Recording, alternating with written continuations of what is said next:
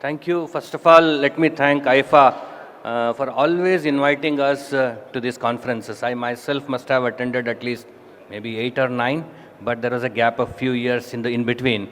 But I would like to thank IFA for inviting us. And also always they have partnered with us in whatever initiative that we have taken, particularly thanks to Kamal Agarwal ji and all the office bearers today who spoke today. So with that, thank you for putting up the slide. We did 2 earlier phases of work with all of you. In fact, it's very difficult to name either the user side or the service provider side. So I would just like to thank everybody. And with those 2 phases, we always wanted to work with this sector because we have created this momentum and towards this, going towards the net zero, meeting the NDC targets, I think it's important to keep that momentum. And that's why we were always looking for a window of opportunity. Yesterday there was a big talk of climate finance. Climate finance is nothing but what we have been trying to do from UNDP, that we are trying to mobilize the global finances, climate finances, and channelize it in India. So we now have a small window, but we have a larger ambition. So this, let me call it as a phase 3. Okay. Right.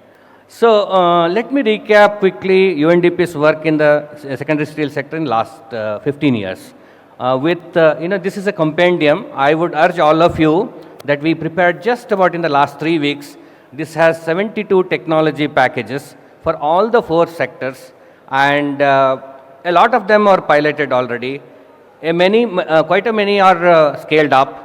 So it gives a complete set of 72 technology packages. It gives what is the GHG emission reduction potential, investment, and payback. So I urge you, take a copy from the UNDP stall, and those you can also use the QR code and circulate it in your groups. You have your own associations, please circulate it in the groups. So phase 1 covered 34 units. Yesterday, Secretary Steel also explained this. We are thankful to him for appreciating that work. 34 units we took 110 months. And phase 2 covered 287 units in 30 months. And we learned about 500 plus industries without the direct support of the project implemented one or the other energy efficient technology packages. So our roadmap, we did discuss this with the ministry, but we are finding how to mobilize climate finance to go up to 1,000 units. But we got a small opportunity here. What you see on the left side, the symbol, is Government of Japan. So they are providing this small window of support where we are going to support 125 more units, and the timeline is extremely strict. And you know the Japanese, the money will lapse if we don't do that. So 12 months is already we have lost about 3 months. We completed 3 months. So we are left with a few more months. So we also like to acknowledge the climate finance that has come from Global Environment Facility, UNDP itself. Of course, Ministry of Steel has always been an equal partner, 1-to-1. Whenever we got $1 grant, they have put in $1. Great appreciations to Ministry of Steel. Australian Aid complemented the funding pot, and we also took some money from UNDP Challenge Fund. We gave this proposal as a challenge amongst the 28 countries. We had got 14 were selected, so we managed to get challenge fund. About 100 crores grant money mobilized almost 700 crores of the investment from all of you. So one technology which became game changer, of course 72, all of them are important, but one technology which became game changer was direct rolling. 2010, I still remember, Bajrang Steel was the initiator, we were the finishers. So ultimately it came to all of you for replication. We are all the team members and all of us are so happy. Moderator mentioned it in the morning in his opening remarks. Now another window of opportunity is the solar PV installation. And then, all these things provided the triple benefits that I don't need to go through. You all are aware, 30% in the rolling, 50 to 100%. Reheating furnaces in some places are not required.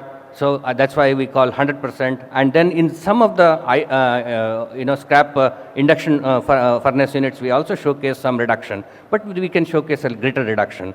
So in all, if you see the energy bills reduction, almost our estimate says 400 crores. So GHG emission reduction, our estimate says 1 million tons of carbon dioxide annually. So we did assessment of 115 steel mills and carried out how much they can actually have solar PV. If you see roughly half a megawatt unit of capacity they can put up together. So in all these 115 units, we have the details. I guess you have already received this information. Otherwise, we will be happy to share your individual units if you have participated in this exercise in 2016. But we still have those numbers. So we can share that. 48 megawatts is the capacity in these 115 units. Supposing you do 3,000, my guess is you have 1,500 megawatts easily.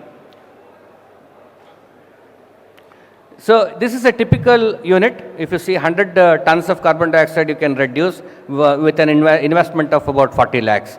Just to showcase one typical unit, what kind of benefits it can give. We populated almost in every state. So just to give you, with this newer project, phase 3, we would like to come back to you and go to more number of states where we have not traveled. I just want to show this is our, family. In 2013 we had a smaller family, 15 all could not come in one frame, we had a bigger family. Next year when we come, probably we will have 2024 much bigger family. Sir, I will skip this. We are just one more minute.